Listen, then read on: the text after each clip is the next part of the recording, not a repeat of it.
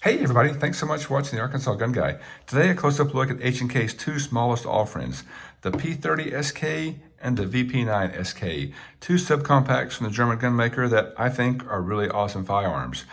I've had plenty of time with and made videos on the P30SK in the past, but I really hadn't had any time with the VP9SK. But an awesome friend of the channel knows I'm an H&K fanboy and knows how great this gun is, so he gave me this to kind of borrow, shoot, see how I like it versus the P30. So that's why I'm here, to kind of take a look at these two guys side by side. As always, I'd love to hear from you guys. Do you have experience with the P30 or the VP9 subcompact? Which do you like better? What do you like or dislike about them? Because people who are researching firearms online, and there's a lot of them, read your comments and I think find value in your unbiased opinion. So again, thank you for watching. Thank you for sounding off. And if you haven't yet, please consider liking and subscribing. I'm trying to grow my little channel. So the first thing I want to start to talk about the two guns are the magazines, because there's no magazines in here. And there's a few things have changed with the magazines. The magazines are interchangeable between the VP9 and the P30 and between the full size and the subcompacts here. The full size magazines will fit in these guns. The subcompacts will not fit in those. They're not long enough. But the capacity has changed. Both mine and my friend's guns came with two magazines, 10 and 13 rounds. Now they come with two magazines, but their capacity is increased to 12 and 15 rounds. So I'm going to show you 10 and 13, but today they come with 12 and 15 rounds. And my friend's VP9 came with this flat bottom 10 rounder, which I thought was unique, because mine came with this 10 rounder that has this pinky extender, and I'll show you those in a second. This is my favorite one to shoot, is this pinky extended version. Now, they both came with this 13 round magazine as well, for both guns. I want to talk about him again in a second, because this is the only thing I don't love about the two guns. Now, I had bought a 15 round extended magazine later.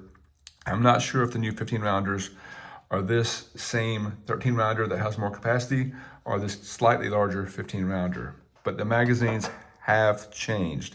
But again, they are all interchangeable between the VP9 and between the sizes. And just as a view, this is the flat bottom view. I don't love this one because my pinky does hang off, so that's not ideal for me, but it's not bad, and I still get plenty of grip with this awesome grip here. But that's what it looks like with the flat bottom. I prefer this 10 rounder, now 12 rounder, with the pinky extender, because it is, I think, almost perfect. The Germans have really figured out the ergonomics, and for me, that one feels absolutely perfect. So my preference is this guy.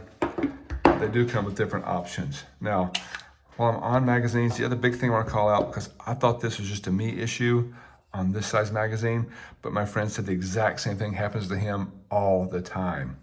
This guy pinches your fingers badly every time you shoot. At least it does me and him. So you see this kind of gap here, this space. When you fire, this guy will actually pinch your fingers right there. There's some movement there. It's both in the VP9 and the P30. So I'm not sure if its design has changed on that since we bought ours, but definitely a pain point on this magazine, that is the old 13 rounder that pinches. The 15 rounder has a slightly different base plate, doesn't pinch at all. It's fine.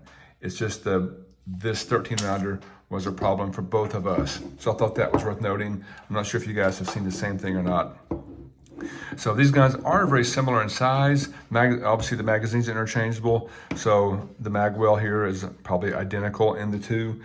I won't read the specs to you, but they're pretty much the same size, with the VP9 being slightly longer, just ever so slightly.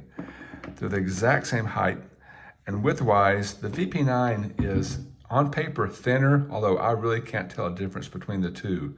So again, for the most part, exactly the same size, with one thing I noticed here that I thought was interesting. Although they're pretty much identical, look at the sight radius on the VP9, slightly longer than the P30 since you don't have the hammer back there.